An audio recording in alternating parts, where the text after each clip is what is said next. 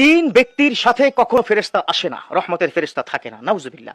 মনে রাখবেন, একজন মানুষের সাথে কমপক্ষে 20 জন ফেরেশতা থাকে। আপনি দেখবেন রাস্তায় যখন চলাফেরা আপনি করছেন, অনেক সময় অ্যাক্সিডেন্টের ভয় থাকে, ওই ফেরেশতার আল্লাহর পক্ষ থেকে আপনাকে সেভ করে ফেলে। আপনি যখন কোনো বিপদে পড়ে যাচ্ছেন, তখন ওই ফেরেশতা আল্লাহর পক্ষ থেকে আপনাকে সেভ করে ফেলে। আপনি যখন অসুস্থ হয়ে যাচ্ছেন বা কোনো বড় ধরনের দুর্ঘটনার মধ্যে পড়ে যাচ্ছেন, ওই ফেরেশতা আপনাকে সেভ করে দেয়। আপনার প্রশান্তিময় একটা ঘুম এনে দেন ওই ফেরেশতাদের আল্লাহর পক্ষ থেকে। সুবহানাল্লাহ। সেই ফেরেশতা তিন শ্রেণীর সাথে আসবে না। এবার ভাবেন তো কি অবস্থা হবে আপনার? যার সাথে ফেরেশতা নেই তার সাথে ফুল টাইম শয়তান, যার সাথে ফুল টাইম শয়তান তার স্থান হলো জাহান্নাম। খুব মনোযোগ দিয়ে শুনবেন, এটা খুব ইম্পর্টেন্ট একটা মেসেজ আপনাদেরকে দিচ্ছি। তিন শ্রেণীর ব্যক্তির সাথে ফেরেশতা আসে না, এটা আমার রাসূলের হাদিস, এটা সহিহ হাদিস, আপনাকে বিশ্বাস করতে হবে। এক নম্বর, নাপাক ব্যক্তি। নাপাক ব্যক্তি। এখন প্রশ্ন আসতে পারে কিভাবে কি নাপাক?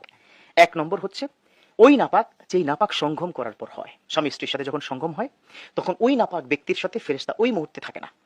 কথা বুঝতে পেরেছেন? যেমন আমাদের বর্তমান সময় যারা স্বামী স্ত্রী আছেন আপনাদেরকে বলছি খুব খারাপ একটা স্বভাব আপনাদের। আপনারা সঙ্গম করা শেষ, দুজন দুদিক ফিরে ঘুমিয়ে থাকেন, সারা রাত ভর নাপাক অবস্থায় থাকেন।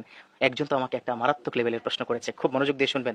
আমাকে বলল, হুজুর আমার স্বামী নাপাক অবস্থায় কি মারা গেছে, আমার স্বামী কি জান্নাতি না জাহান্নামী? ইস, কত ডেঞ্জারাস কথা। জিজ্ঞাসা করা হলো কেন? বললেন তিনি আমার সাথে সঙ্গম করার পরে গোসল করতে পারেন নাই, তার মধ্যে তিনি ইন্তেকাল হয়ে গেছে। আল্লাহু আকবার। কখন ইন্তেকাল হয়ে যাবে আপনি জানেন না। ওয়ালিকুল্লি উম্মাতিন আজাল ফাইদা জা আজালুহুম লা ইস্তাখিরুনা সাআতান ওয়া লা ইস্তাকদিমুন। প্রত্যেকটা মানুষের জন্য একটা টাইম ডিউরেশন আছে, এটা আল্লাহর কথা। যখন সময় শেষ, whenever the time is up you have to back to your Lord, আল্লাহর কাছে আপনাকে চলে যেতে হবে। তাহলে আপনি নাপাক যখন থাকবেন, ওই গোসল, ফরজ গোসল যখন করবেন না, তখন আপনার সাথে কিন্তু ফেরেশতা থাকবে না।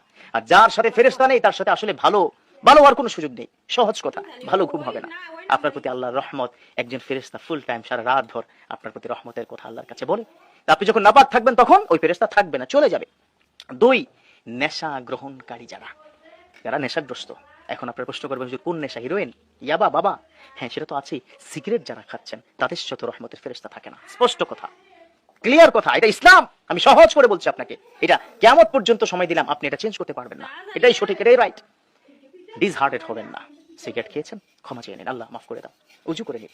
তাহলে যারা নেশাগ্রস্ত তাদের সাথে রহমতের ফেরেশতা থাকেন না, তার দিকে তাকানি না, তার কাছেই আসেন না। আল্লাহ পাক কি বলেছেন? ইন্নামাল খামরু ওয়াল মাইসির।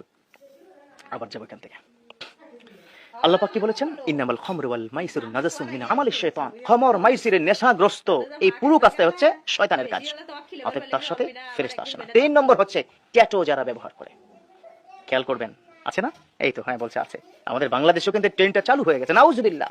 তোমার বডির মধ্যে ট্যাটু আছে, এমনকি অনেকে এমন ভাবে ট্যাটু লাগায় একদম পুড়িয়ে ফেলে অঙ্গহানি। ওয়ালা তুলকু বিআইদিকুম ইলা তাহলুকা। খবরদার, তোমরা নিজেদেরকে ধ্বংসের দিকে ঠেলে দিও না। এই যে ট্যাটু আপনি করেছেন, এটা হারাম। যারা ট্যাটু গ্রহণ করবেন, যতক্ষণ পর্যন্ত বডির সাথে ট্যাটু লেগে থাকবে ততক্ষণ পর্যন্ত রহমতের ফেরেশতা আসবে না। এটাই চূড়ান্ত, এটাই নিশ্চিত। তাহলে এই